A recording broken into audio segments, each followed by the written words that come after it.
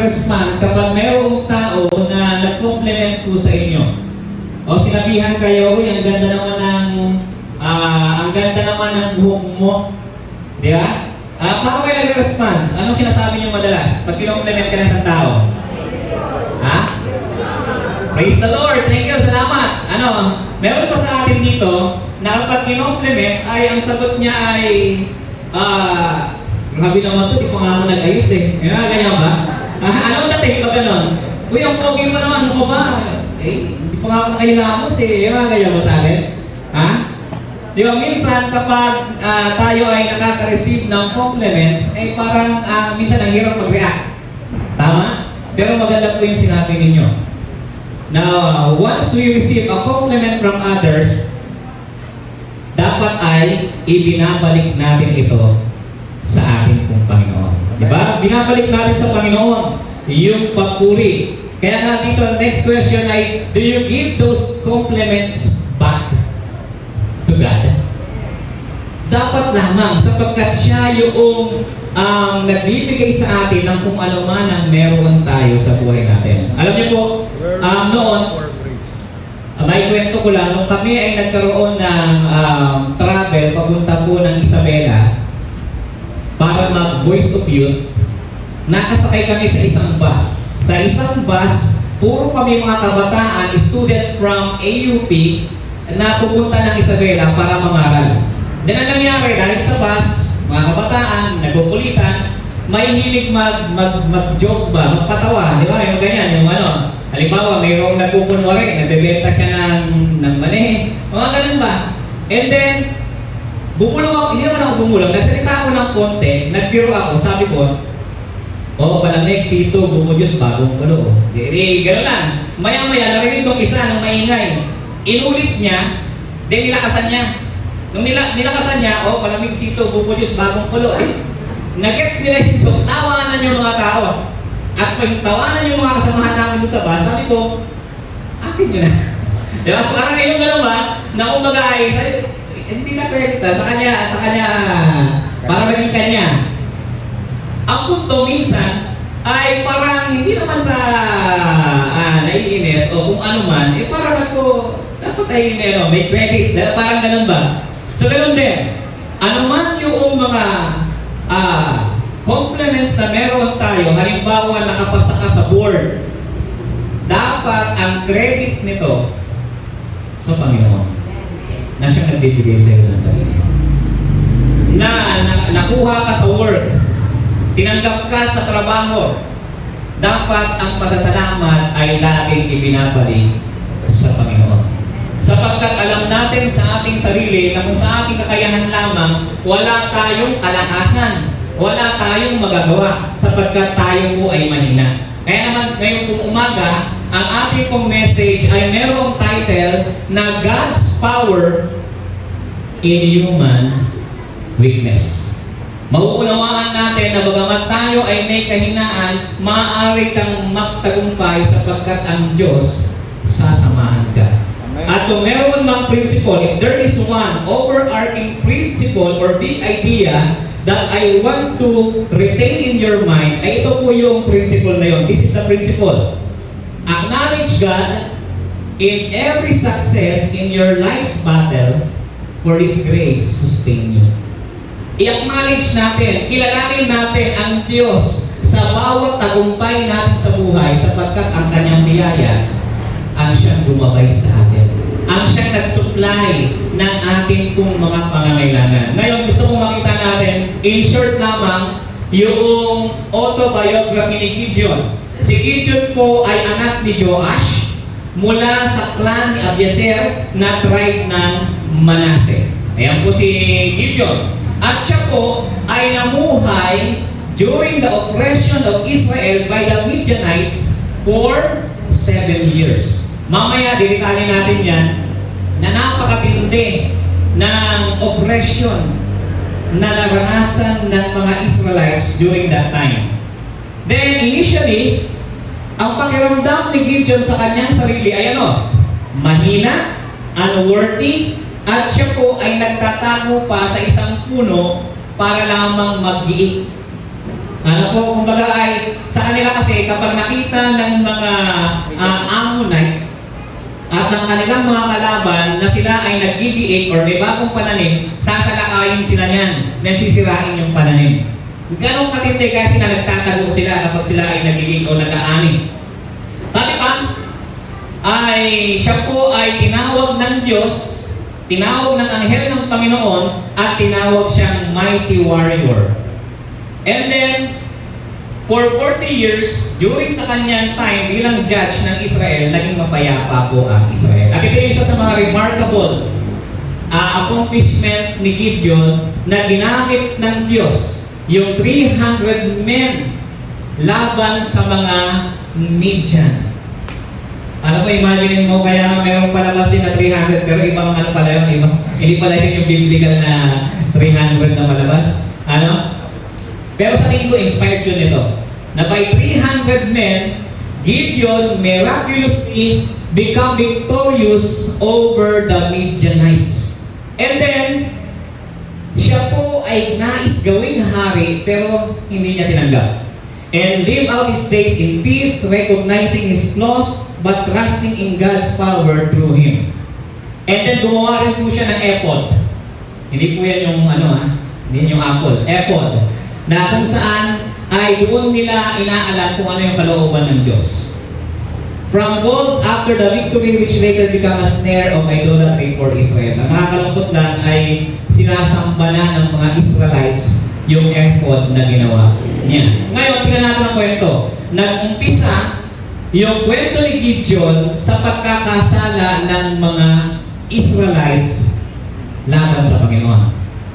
The life of Gideon was started during the time when the Israelites sinned against the Lord. Nagkasala sila sa Panginoon. Kaya nga ang ginawa ng Diyos, pinarusahan niya ang bayan ng Israel sa pamamagitan ng pagsakop ng mga Midianites. Ano po? Ngayon, tingnan natin. Pwede niyong basahin sa chapter 6 verse 1 ng Judges. Tingnan po natin if you have your Bible with you, you can read this chapter and verse. Sabi diyan, muling gumawa ng kasamaan ang Israelita sa paningin ng Panginoon. Kaya pinasakop sila ng Panginoon sa mga Midianites. Sa loob ng ilang taon? 7 taon. And then, kung titignan po natin, ang mga Midian, napakalupit. Yung 7 years na yan, napakalupit ng mga Midians, kaya napilitan ang mga Israelites na magtago sa mga bundok, kuweba, at iba pang mga tagong lugar. And then, tuwing magtatanim ang mga Israelites, nilulusog sila ng mga Midian. Imagine mo, wala na kayong makain, then magtatanim kayo, pag nagtanim kayo, pag nakita nila, teka lang, parang may kalbos doon Kasi ang mga Midian, mga nomad, wala talaga silang bahay talaga, kundi nagtutulga lang sila kung saan-saan.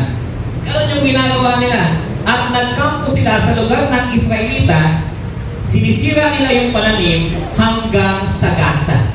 Ganun po yung yung lawak ng, at mamaya makikita natin na ang dami ng mga Midianites na ito. Sabi nga, singdami sila ng bala. Ngayon, ang sabi sa verse 5, sumalakay sila na dala ang kanilang tolda. Talagang doon na sila tumira. Parang trip ba nila na saktan at gawa ng masama ang Israel. At mga hayop na parang kasindami ng balang.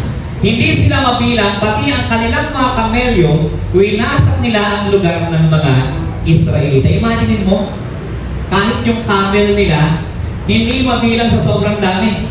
At ang sabi pa dyan, naging kahabag-habag ang kalagayan ng mga Israelita dahil sa mga Midianita. Kaya humingi na sila ng tulong sa Panginoon. Ganito ba tayo? Pag dumarating na lang yung mga kahirapan sa buhay natin dahil sa ating pagkakasala, doon na lang natin na iisip tumawag sa Panginoon. Hindi ko masama yun. Pero ang punto, ang gusto iparealize sa atin, anumang season ng buhay mo, huwag natin kalilimutan ng Panginoon. Kaya ang nangyari, nang tumawag sila sa Panginoon, pinadalahan sila ng isang propeta na nagsasabi sa kanila, ito ang sinasabi ng Panginoon na inyong Diyos. Ito yung ito yung lesson natin no? Iniuulit sa kanila yung ginawa ng Diyos na pagliligtas kung paano niya niligtas mula sa Egypt ang Israel. Sabi diyan, inilabas ko kayo sa Ehipto na kung saan inalipin kayo. Iniligtas ko kayo sa Ehipsyo at sa lahat ng umaapi sa inyo, pinagtagumpay ko kayo sa kanila at ibinigay ko sa inyo ang kanilang mga lupain. Ang Panginoon, nire-remind niya ang mga Israelites kung paano niya sila niligtas. Sinabi ko sa inyo, ako ang Panginoon na inyong Diyos, at hindi niyo dapat sambahin ang mga Diyos ng mga Amoreo, kung saan kayo nakatira ngayon, pero hindi kayo nakinig sa akin. So sa madaling salita, sinasabi ng Panginoon sa kanila, the reason why you experiencing that oppression is because of your stubbornness. Katigasan ng ulo ninyo. At dahil sa inyong idolatry, pagsamba ninyo sa mga Diyos-Diyosan. Sabi nga ng ilang mga Bible scholar, sinasabi ng Diyos itong bagay na ito, hindi para sumbatan sila. Nasabihin kayo, niligtas ko na nga kayo tapos yan pa ang ginawa ninyo. Hindi. Kumbaga, ang gusto sabihin ng Panginoon, ipa-remind sa kanila na ang Diyos na kanilang kinikilala ay tunay na Diyos. Imagine mo, ang daming Diyos sa Egypt, then lahat ng Diyos na yon knock out kay Yahweh. And then, sumamba pa rin kayo sa mga Diyos-Diyosan na hindi naman kayang daigin ang ating Panginoon. Kaya nangyari, pagkatapos nun, ito si Gideon. Here comes Gideon. Sa verse 11, mababasa niyo dyan na dumating ang Panginoon, yung angel of the Lord sa Ophrah, kung saan nakaupo sa ilalim ng puno ng terebinto. Sinerch ko, ano ba yung puno ng terebinto? Ito ay isang malaking puno na malawak yung kanyang sanga. Talagang parang nara siguro na malapad, umahaba. At doon po siya sa ilalim ng puno nagbibiig. Paano ba yung biig? Yung threshing floor. Iyon ba yung inaagis-agis din yung inahampas yun. Inahampas? Minsan inaapakan. Tapos may tumatalsik di ba ng mga parang mga maliliit na dahon o ano man. Alam niyo po, kaya doon siya gumagawa nun. Kasi kapag nakita ng mga media, teka lang, parang may nagigiig doon Teka, ano tong hinahangin dito? Susugurin sila. Kaya ilan sa kanila sa kuweba, ang ilan naman sa ilalim ng mga puno. Nakuha niyo po yung sitwasyon. Ganoon katindi yung oppression na kanilang nararanasan. And then, alam niyo po, si Gideon, ang Manase ang pinakamahina sa mga tribe. And among the tribe noong Manase, yung lahi naman nila ang pinakamahina pa. Kaya pagdating ng angel of the Lord, ang sabi ng angel of the Lord, nagpakita sa kanya ang anghel ng Panginoon at sinabi, ikaw na magiting na sundalo. Kung ikaw si Gideon, siguro sasabihin mo, teka lang, sundalo? 7 years na nga kami nagtatago, wala nang lumalaban sa amin, sundalo? Diba? Mighty valor of God. Sa ibang translation, mighty hero of God. You, mighty hero. Parang Parang superhero dati, no? Ang sabi dyan, ang Panginoon ay sumasa iyo. At tingnan niyo po yung response. Look how Gideon responded doon sa statement ng angel. Ang sabi ni Gideon, kung sumasa amin ang Panginoon, bakit ganito ang kalagayan namin? Bakit hindi na siya gumagawa ng himala gaya ng ginawa niya noon nang ilahabas niya sa Ehipto ang aming mga ninuno? Most probably, Gideon was present nung time na nagsasalita yung prophet. Kung baga naririnig niya, pero kung nasa amin talaga ang Diyos, bakit niya kami hinayaan? Di ba? Ngayon, ang sabi niya, at ngayon, pinabayaan na kami ng Panginoon at pinaubaya sa mga Midianita. Alam niyo ang sabi ng Panginoon? Humayo ka at gamitin ang buong lakas mo. Gusto ko makita ko ito. Nung tinawagan ng Diyos si Gideon, hindi yan kagaya ng mga superhero. Gideon, humayo ka, lumukin mo ng bato. Hindi ganon. Walang supernatural na ay binibigay sa kanya, lumukin mo to, o ito, buhatin mo yung marble. Hindi ganon. Ang sabi sa kanya, gamitin ang buong lakas mo sa pagliligtas sa Israel mula sa mga Midianita. Bakit? Sapagkat ako ang nagsugo sa iyo. I, the Lord, who sent you.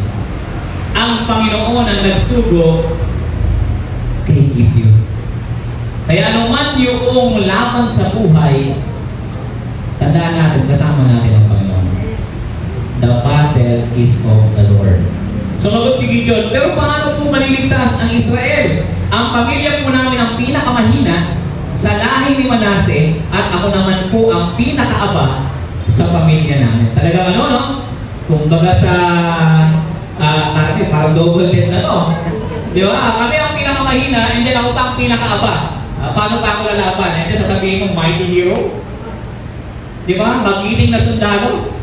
Paano pang mangyayari niya? Sumagot ang Panginoon, tutulungan kita. Diba? Sarap, ano? Naalala niyo rito si Moses. Ang sabi ni Moses, Lord, I'm a fugitive sa Egypt. Ano kayo ililigtas ng Israel? Ang sabi ng Diyos, sasamahan kita. Ano sabi pa ni Moses noon? Lord, hindi ako marunong. Hindi ko kaya. Hindi ako magaling magsalita. Ang daming excuses. Pero ang sabi ng Panginoon, tutulungan kita. At lilikunin mo ang mga Midianita na parang nakikipaglaban ka lang sa isang tao. Mamaya makikita ninyo, ang dami ng soldiers ng Midian ay 135,000 versus 300. Pero ang sabi, parang ka lang nakikipaglaban sa isang tao. Kaya ang ginawa ngayon ni Gideon, sabi niya, Panginoon, uuwi mo na ako ng bahay, magmamasa ako ng tinapay, magluluto ako ng isang kambing, then may sabaw, then antayin niyo po ako rito. Yun ang ginawa niya. Pagdating niya ron, ang sabi sa kanya ng angel, ilagay mo dyan sa bato yung karne, yung tinapay, buhusan mo ng sabaw. And then inabot ng angel yung stick, then nasunog yung offering na yun, yung karne at yung tinapay. Natupok, walang natira kahit isa, at doon napatunayan ni Gideon na ang nagsugo o yung kanyang kausap ay angel ng Panginoon. Kaya natakot siya. Sabi niya, baka mamatay ako, pero ang sabi ng Panginoon sa kanya, hindi ka mamamatay. Nasamahan kita. And then ang ginawa niya, kinagabihan, tinanong niya, Panginoon, anong gagawin ko? Ang sabi niya, gumawa ka ng isang, o mag-offer ka, yung pinaka-magandang tupa ng iyong tatay, yun yung i-offer mo, yung 7 years old. Paano kung mag-offer? Ang i-offer mo, kukunin mo ngayon yung sisirain mo yung altar ni Baal, kukunin mo naman yung mga haligi ng altar ni Asherah, and then yun yung gagamitin mo para mag-offer ka sa akin. Kaya nangyari yan mga kapatid, pag binasa niyo po yan, from verse 25 to verse 32, makikita niyo dyan na si Gideon, pinangalanan siyang Jerubbaal. Ano po? Na ibig sabihin niyan ay hayaang ipagtanggol ni Baal ang kanyang sarili. Kasi ang ginawa niya, sinira niya yung altar ni Baal kasama ng 10 alagad niya, and then nag-offer sila sa Panginoon. Then kinabukasan, pag-isip ng mga tao, galit na galit sila nung nalaman nila si Gideon at balak nilang patayin si Gideon. Pero ang sabi ng kanyang tatay, teka lang, huwag kayong magalit mga kababayan. Kasi kung totoong Diyos si Baal, hayaan niyang ipagtanggol ang kanyang sarili. Kaya si Gideon, pinangalanan ng Jerubbaal. Actually, ito, makikita sa kanya, parang hayaan niya ipagtanggol ni Baal ang kanyang sarili, kaya tinawag po siya Jerubbaal. Ano po? Ngayon, ang nangyari po ganito. Nagkaisa ang mga Midian at Ammonites at iba pang mga tao sa silangan para digmain ang Israel. At nagkampo sila sa lambak ng Israel. Ngayon, nalaman ito nila Gideon. Kaya ang ginawa ni Gideon, pinatawag niya yung kanyang mga kamag-anak. Pinatawag niya at nung pinatawag niya ang kanyang mga kamag-anak, ay sinabi ni Gideon, bago yun, sabi niya, Panginoon, kung talagang nais mong iligtas ko ang bayan ng Israel, meron ako rito dalang ano? Ano yung dala niya? No? Balat. Parang balat, no? Balat ng balahibo Balahin mo ng ng tupa. tupa. Sabi niya, Lord, ilalagay ko to dyan sa gitna, and then, kinabukasan, ang hihilingin ko sa'yo, yung buong paligid ay ano, tuyo. Pero yung balahibo lang yung basa. And then, kinabukasan, pagkuha niya, tuyo yung paligid, pero basa yung ano, yung balahibo, pagbiga niya, halos isang mangkok yung bulong. At ang sabi niya, Panginoon, o kasanan magalit isa pa. Balik rin naman natin. Basa yung paligid, tuyo naman yung Balat. balahibo. Balat. Yung balat. Di ba? Ang nangyari, ginawa ng Panginoon. Alam nyo, yung iba, ginagamit yun to justify na kailangan natin hingi tayo ng sign sa Panginoon. Pero actually, pag pinag-aralan po natin yun, hindi po yun pwedeng gamitin basis para sabihin mo, hihingi ako ng sign sa Panginoon. Kasi una, alam na ni Gideon kung ano ang layunin ng Panginoon sa kanyang buhay. Yung siya na lang mismo talaga, gusto niya lang ng partner na patunay sa kanyang sarili para lalong lumakas yung kanyang loob. Ngayon, ito lang tagpo. From 32 to 300. Alam niyo po, nung pinatawag ni Gideon ang kanyang mga kamag-anak, ang sabi ng Panginoon, Gideon, napakarami niyo. Marami niyo kasi baka pag nagtagumpay kayo, sasabihin ng mga kalaban ninyo, kaya lang kayo nagtagumpay kasi marami kayo. Ang credit ngayon nasa kanila, wala na sa Panginoon. Pero imagine nyo 32,000 versus 135,000. Tingin nyo, panas ba? Hindi, iisip ko, Lord, konti yun eh. Di ba? Wala pang kalahati sila eh. Parang nasa ano lang sila eh, nasa 1/4 lang eh. Di ba? 135 versus 32. Pero sabi ng Panginoon, ang rami nyo. Ngayon, ang gawin mo, Gideon, sabihan mo sila kung sino yung takot umuwi na. Kaya ginawa ni Gideon, sabi niya, kung sino sa inyo yung natatakot na pwede na kayong umuwi. At alam niyo kung gaano marami ang umuwi? 12,000. Ano po? Ay, 12,000. Ang umuwi ay 22,000. Ilan na ngayon na natira? 10,000. Imagine mo, ang daming takot sa kanila. Sino sa inyo natatakot dyan? Sige, pwede na kayong umuwi. And then, nung nakita ng Panginoon na may 10,000, ang sabi ng Panginoon sa kanya, Gideon, ang dami niyo pa rin. Ang dami pa ba yun? 10,000 versus 135, madami. Kaya ang gawin mo, dalhin mo sila sa isang sapa, then painumin mo sila ng tubig. Yung iinom gamit ang kamay at yung iinom ng yung mukha sa tubig. And then, ang ginawa ni Gideon, ipinagbukod niya. Binukod niya yung mga umiinom ng tubig sa kanilang kamay na parang aso at yung mga umiinom ng nakaluhod. Pinagbukod niya yan. At merong 300 na tao ang uminom sa kanilang mga kamay at ang iba naman ay uminom ng nakaluhod. Kaya sabi ng Panginoon, pauwiin mo na yung umuwi, ay yung uminom ng nakaluhod. At ang natira ay ilan? 300. Sinabi ng Panginoon kay Gideon, sa pamamagitan ng 300, ililigtas po kayo. Ito makikita natin na ang tagapagligtas ay walang iba kundi ang ating Panginoon. Amen. Ngayon ang nangyari ito na. Ngayon kung medyo natatakot ka Gideon, kung pumunta ka malapit sa kampo nila at pagpunta niya ron, to cut the long story short, narinig niya yung dalawang sundalo nag-uusap. Ang sabi ng isang sundalo na nagirip ako kagabi, meron daw na tumama doon sa aking tolda. At sabi naman nung isang kasamahan niya, ay ano yan, espada yan ni Gideon. Ibig sabihin magtatagumpay siya.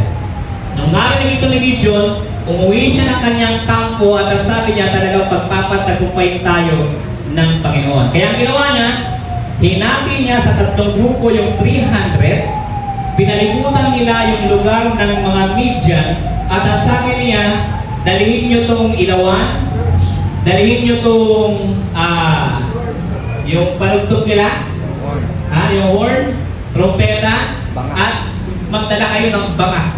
Sino sa inyo ang pupunta ng gera, ang gamit nyo ilawan lang at banga? Tapos ano to, banda?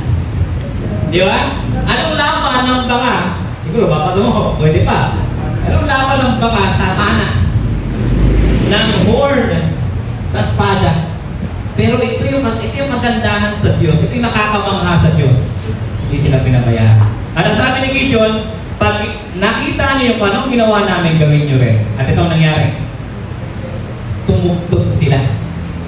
At habang tumutunog ang trompeta ng 300 Israelita, pinaglaban-laban ng Panginoon ang mga Midian sa loob ng kampo, at ang iba ay tumakas papunta sa Bethsheba, malapit sa Serera, hanggang sa Abel Mehola, malapit sa Tawan. Kaling ng Panginoon, ano?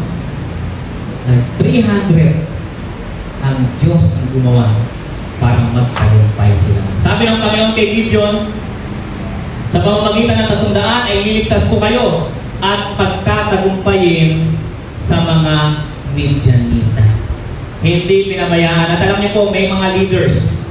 May mga leaders ng Midian ang tumakas, pero nahuli din nila. Kasi ang ginawa ni Gideon, to cut a long story short, ay sinabihan niya yung ilang mga tribo na kapag dumaan dyan yung leader, yung mga tumatakas, ay tapusin nyo na. Kaya nahuli si Oreb at si Seeb. At nung ito ay nahuli, meron pang isang grupo naman na mga leaders ang tumakas. Ano po? At yung grupo na yun yung hinabol nila Gideon. At sila ay napunta sa lugar ng Sokot at Penuel. Alam niyo po, dito sa lugar ng Sokot at Penuel, mga Israelites din yan eh. Diyan nila hinabol yung leader ng mga Midian na si Seba at si Salmuna. At alam niyo ang nangyari? Pagdating nila sa Sokot, ang sabi nila sa mga leaders, baka pwede nyo kaming bigyan ng tinapay. Kasi gutom na kami. Alam nyo anong respond ng mga kamag-anak din naman nila to, mga kababayan nila? Habulin nyo muna. Pag nahuli nyo, tsaka namin kayo bibigyan. Patayin nyo muna si Seba at Salmuna. Pag nagawa nyo yun, tsaka namin kayo bibigyan. Imagine nyo, kung sino pa yung kanilang mga kababayan, kapwa Hudyo, yun pa yung walang suporta sa kanila. Di ba minsan masakit kapag yung alam mo na yung tao na inaakala mo tutulong sa'yo, yung papala yung magbabagsak sa'yo? Nasa niyo ba yan? Di ba? Pagdating nila sa Penuel, ganun din. Sabi sa kanila, hulihin niyo muna yun, at saka namin kayo bibigyan. Kaya ang sabi ni Gideon sa mga taga-Sukot, pag nahuli namin sila, paghahampasin ko kayo ng matitilig na pamalo. At ang sabi naman niya sa Penuel, pag nahuli namin yon, ilibayin namin yung mga kore ninyo. At ang nangyari nga, nahuli nila at napatay nila si Seba at si Salmuna. At alam niyo po kung ilan ang namatay sa mga kalaban? 120,000. At 15,000 yung mga tumakas. Imagine mo 300 nagtagumpay. Hindi dahil sa kanilang lakas, kundi dahil sa lakas ng Panginoon. Kaya kung ikaw yung tao na iniisip mo na imposibleng magtagumpay sa problema at pagsubok na nararanasan mo, gusto kong sabihin sa iyo, pwede kang magtagumpay sa pagkakasama mo. Amen? Amen? Pwede kang humarap sa pagsubok na napakalaki nang merong kumpiyansa sa iyong puso sapagkat hindi ka pababayaan ni Lord. Amen? Kaya nga, sinabi ng mga Israelita kay Gideon, dahil ikaw ang nagligtas sa amin sa mga Midianita, ikaw na lang ang anak mo ang mamumuno sa amin. Pero alam niyo kung sinabi ni Gideon? Sumagot si Gideon, hindi ako o ang mga angkan ko ang mamumuno sa inyo, kundi ang Panginoon. Si Gideon ang ginawa niya, he glorified God in Israel. Binalik niya yung credit sa Panginoon. Hindi niya sinabi na, oo nga medyo nahirapan na ako ng konti, nagtutong pa nga kami, pero okay na, sige kami na. Hindi gano'n. Kundi ang credit sa Panginoon. Ito yung principle. Acknowledge God in every success in your life's battle for His grace sustain you. Nasa gitna ka pa rin ba ng laban ng iyong buhay? Natatanong mo rin ba ang Diyos na kung siya ay buhay at totoo, bakit ito nangyayari sa iyo? Siguro ang ilan sa atin may matitinding pagsubok na naranasan at ang mga nakarang buwan, nakarang taon. Siguro natatanong natin, nandiyan pa ba ang Diyos? Nais mo sabihin sa inyo, hindi natutunan ng Diyos. O kaya naman ay bakit ka nasa sitwasyon mo ngayon? Nasasabi mo din ba na parang pinabayaan na kami ng Panginoon? Lagi mong tandaan, gaya ng sinabi niya kay Gideon, ikaw na magiging na sundalo ng Panginoon. Sige nga, sabihan mo nga ang katabi mo, ikaw na magiging na sundalo ng Diyos. You, mighty soldier of God. Diba? Sundalo ka ng Diyos sapagkat siya ang nagbibigay ng kalakasan sa iyo. You are God's mighty hero. Gagamitin ka niya para magtagumpay. Sinabi ng Panginoon, humayo ka at gamitin mo ang buong lakas mo. Bakit? Sapagkat ako ang nagsusugo sa iyo. Galing, no? You, mighty soldier, mighty valor of God. The Lord is with you. Meron akong series ng question dito. You can answer yes or no. Pag sinugo ka ba ng Panginoon, sasamahan ka ba niya? Yes or no? Yes.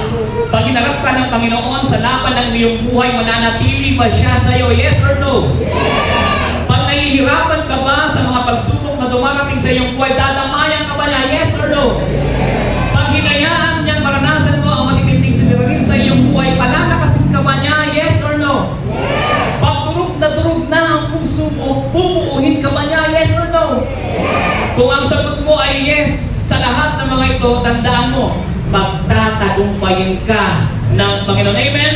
Yes. Sige nga, tapikin mo ang katabi mo, magtatagumpayin ka ng Panginoon. Amen. No matter the circumstances in your life, no matter the problem, how big that problem is, hindi ka iiwanan ng Panginoon. Lagi mong tandaan, acknowledge God in every success in your life's battle, for His grace sustains you. Amen. How are you today, soldier of the living God? How's your battle?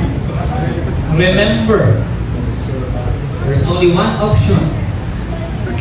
Trust God. Trust Jesus. God bless us all.